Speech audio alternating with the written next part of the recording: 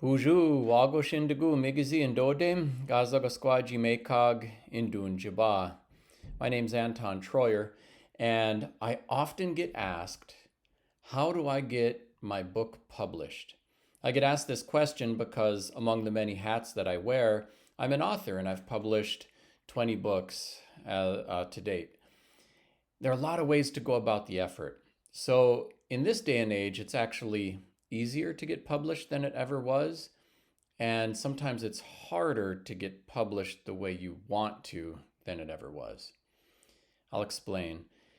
So, first of all, anybody who wants to write something can get it published in the same day by publishing it yourself online. And there are a number of services for this. You can do it through Amazon, you can use services like Lulu, and all you end up doing is uploading a PDF of your finished work.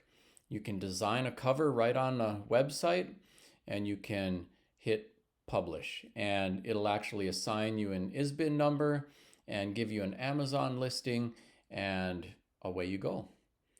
The advantages of this form of publishing are that you have complete autonomy and control. You don't need anyone's permission. You can say exactly what you want to say, exactly how you want to say it, and you get to also set the price breaks. So, if it costs a few dollars to print a book and you want to sell it for 20, you get to keep the difference. All of these publication sites take a little percentage of your gross revenue, and then the cost for actually printing it. So if you end up doing like a color book, for example, they end up being more expensive than a black and white. So there's some, market-based limitations, but it's complete freedom. The disadvantages of this form of publishing are that in addition to not having other people up in your business catching typos and helping you formulate it into the best possible book, is you don't get anybody marketing that book for you. Nobody is, handling, your outreach. And the issue used to be, how do I, find a needle in a haystack? And now it's more like, which needle in this huge stack of needles do I actually pay attention to? There's so many people publishing this way that it's hard to get noticed. And there have been some famous cases of people who have self-published and had extreme success and sold lots of copies, and it worked out really well for them. But it's kind of, a good analogy for someone who really liked sports in high school, making it all the way to multi-million-dollar contracts in professional sports. It does happen, but there's no guarantee that it will happen. And the odds of making that happen are not super great. So what ends up happening, some of these you can do with a print-on-demand publishing service. So with those, anytime somebody places an order, like they click buy for your book on Amazon, it kicks out an order to this company.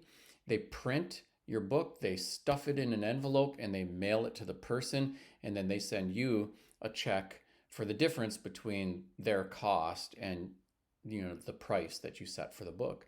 So the nice part about that is it's hands off.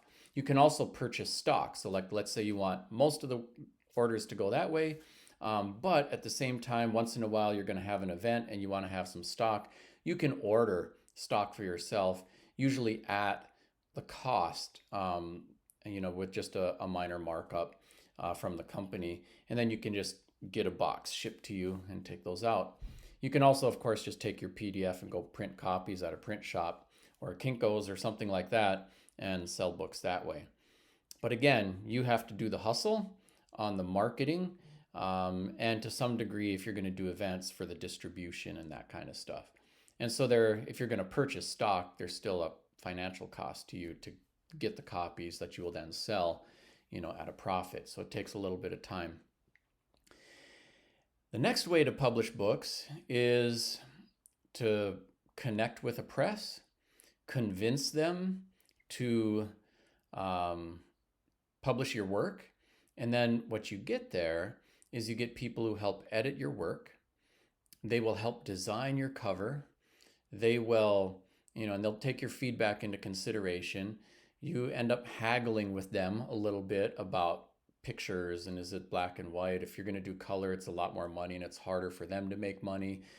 So you have to have, a really good idea and convince them. So there, some of the work is upfront to sell yourself, to make the connection, and especially if you're just getting started, you know, the publishing world has really changed. So 100 years ago, most people got most of their entertainment by reading books. So literature was a really big deal for most people. Today, most of us get most of our entertainment watching Netflix, um, Hulu, HBO, going to the movies. Even that's been shrinking a little bit. Um, so it's constantly changing and a little bit more passive and technology driven. So as a result, lots of publishing houses have folded, lots of newspapers have folded, and they need to know that your idea is going to sell enough copies to be worth their while. And what constitutes enough copies might be different for different presses. Like if it's an academic publication, they might consider selling 2,000 copies or 5,000 copies. Okay.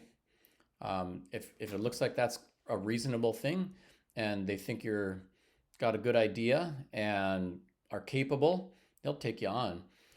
Some other presses, they want something that's going to break through at a much higher sale level, and they just reject most people. The advantages of doing this kind of work is that I think you get a little higher quality product. Your own writing, it's hard to edit your own writing sometimes because it looks normal to you and you don't realize it's a typo or there might be a red flag. Excuse me. And so the extra eyeballs really make a difference. And then they handle the marketing and the distribution. They push your work forward. They submit them for awards. And all of that is really, really helpful. And they'll often keep things in print forever or for a very long time. And that also is really useful for a busy author who may have other things going on, and you can still, order copies. Like you'll get a royalty, and these are kind of the downsides too. Is you're going to get a royalty that you negotiate with them, and it could be as little as 3%. Maybe you can, if you're doing well and a bigger name, you can get 20% or something like that. But on a $20 book, if you got a 5% royalty, you're getting a buck a book. And it really doesn't amount to tons of money unless you make many, many sales. So there's a company that's going to make a lot more money on your work than you. So there's advantages and disadvantages to that mode of publication. And then the third way is, instead of working directly with a publishing house, is you get an agent. And the agent does the groundwork to shop your work around, connect you with the best publishing house, and try to negotiate the best possible deal for you that they can. Sometimes getting an agent to believe in you and to take you on and to say, I'm going to represent you, is tough too, because they want, big name people. They want hot ideas that are going to sell a lot so they can get a really good deal. And as a result, they're not going to take everybody who comes along. They need to get a reputation for themselves as people who move other people's work successfully. So if they don't see it as an easy lift, sometimes they don't want to take you on. The advantages are they're super well connected.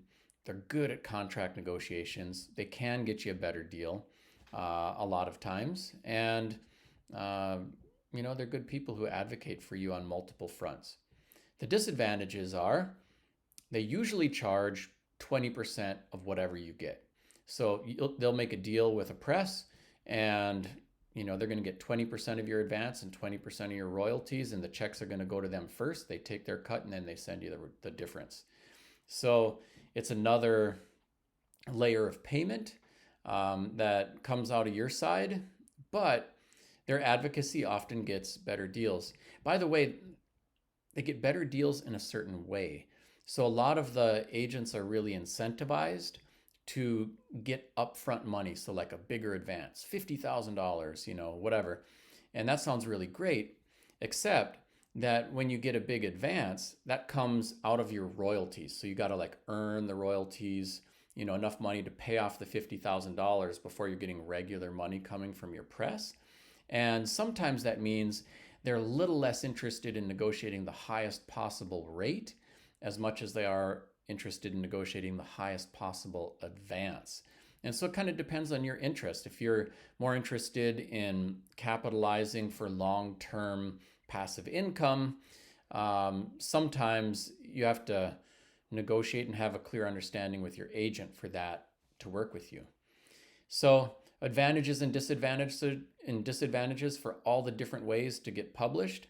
And as you weigh those, what's right for someone might not be right for the other person, and what's right for one particular project might not be right for another. So, for myself, sometimes I've had a smaller niche publication around, the Ojibwe language where we used a print-on-demand publishing service and went for that. I've done most of my work with reputable presses that handle the marketing and distribution and, pay a royalty. Sometimes I've done team projects where I'm working with multiple people or even been paid to do a book and didn't receive any royalty at all. Everything went to the sponsoring organization. So it kind of depends on the project for how it's organized.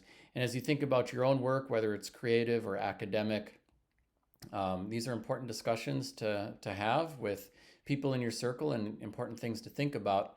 I wish you well with all your endeavors. Thanks for watching today. Miigwech.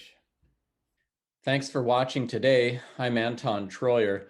Let's keep in touch. I'm active on social media, and my website has lots of information on my books, speaking engagements, free Ojibwe language resources, resources for teachers, and more. Miigwech.